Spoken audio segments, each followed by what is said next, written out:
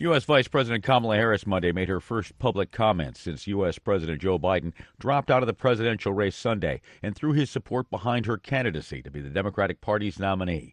AP Washington correspondent Sagar Magani reports. Facing the South Lawn, the vice president did not mention her own candidacy and instead praised the president. Joe Biden's legacy of accomplishment over the past 3 years is unmatched in modern history. Getting more done in one term than most presidents in two. And I am firsthand witness that every day our President Joe Biden fights for the American people. Harris was speaking to NCAA champions, ranging from the Florida State women's soccer team to the Tufts men's lacrosse team. Harris's remarks came as more top Democrats endorsed her, as she works on getting more delegates on board. Sagar Magani, Washington.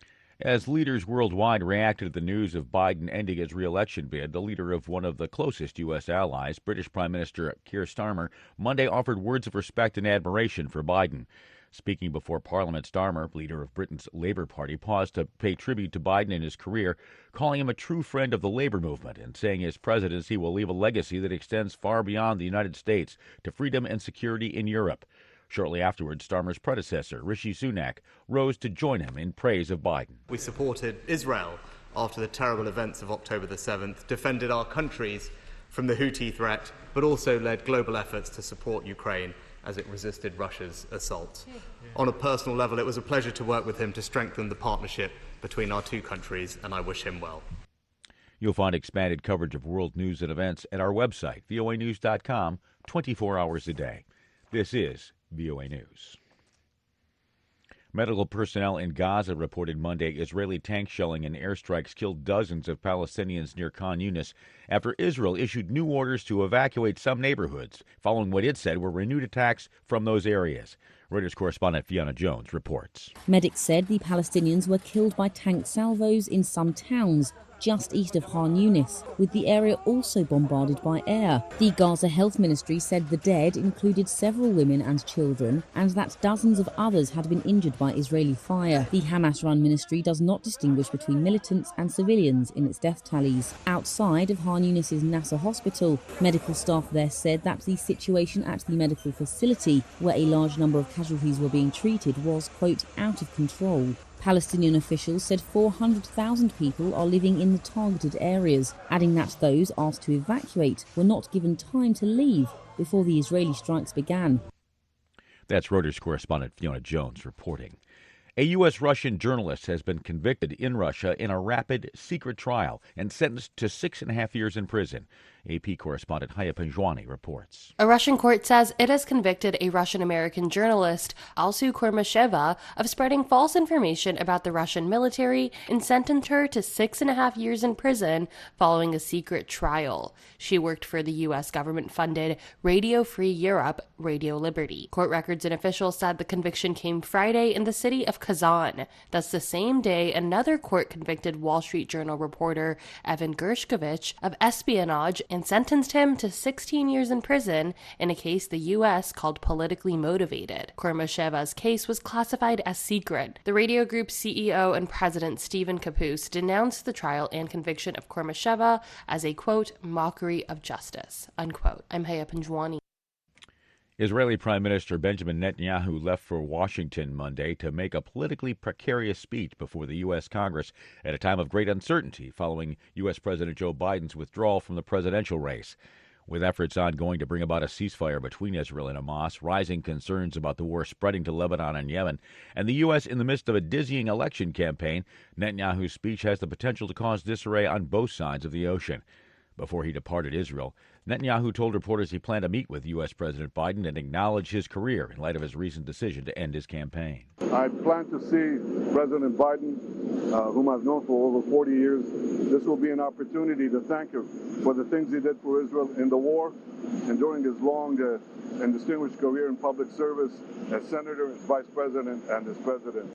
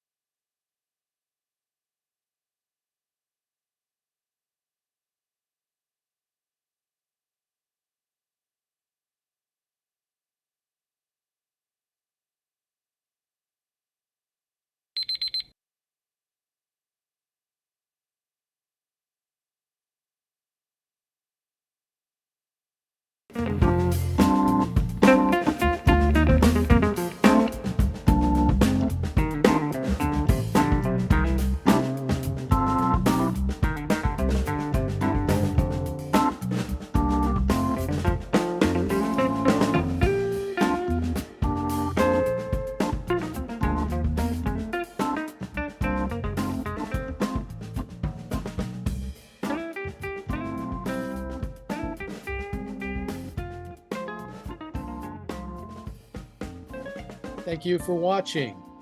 Can you do me a favor? Please leave a comment in the comments section below.